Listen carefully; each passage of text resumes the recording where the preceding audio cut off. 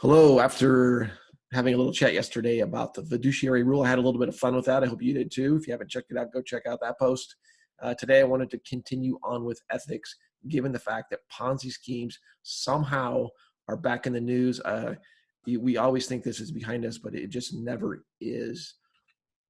What I don't get is it never ends out well for anybody. It never ends up well for the quote unquote asset manager. They end up in jail. They end up with serious lifelong lawsuits and whatnot. Obviously, never ends up well for the investors. Not that the investors can see this with perfect foresight. But anyway, back in the news earlier this year, pre-COVID-19.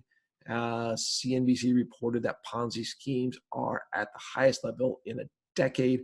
I can only think that this is going to increase given the financial difficulties that we have now.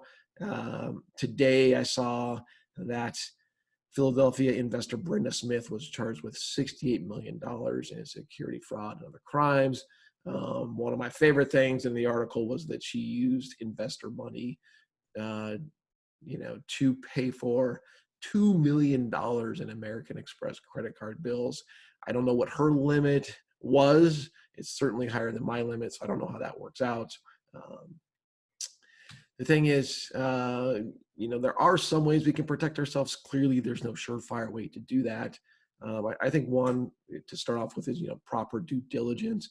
Check with the SEC, check with FINRA, look for lawsuits, make sure that the investment and the asset manager both are properly licensed, look for red flags, and also consider the operational side of things. I'm going to do another chat on operational issues, but operational issues are huge in a lot of legitimate areas. So I think if you're doing due diligence on that, and it's a Ponzi scheme, you're going to see a lot of red flags there too. Number two, really understand the investment. Some of these investments are complicated, but you really should understand them. And, the asset manager should really be willing to discuss and answer any and all of your questions. Maybe they don't want to give you 100% of the red sauce. As a former mutual fund manager, I ran an international equity fund, and I did it in a quantitative way. And I didn't want investors to know the exact formula. I didn't want them to know, my formulas for my factors and whatnot. But I definitely wanted them to understand what I was doing. It was a value type strategy, but it was also one that I definitely was afraid of and worried about, value traps. So I was also incorporating factors like profitability and positive analyst changes and momentum and growth and these types of things, because I wanted to make sure these were cheap companies, but they were also viable and growing and legitimate businesses. And I wanted them to totally understand that, even if they didn't know, factor by factor, the formulas that I was using. Finally, if it's too good to be true, it probably is too good to be true. If you look back at our good buddy Bernie Madoff, his returns were 1% to 1.5% positive month after month after month for 10 plus years. Whatever he had 11 to 15% annualized returns, always positive, always positive. I think the same thing was true with Brenda here in the news today.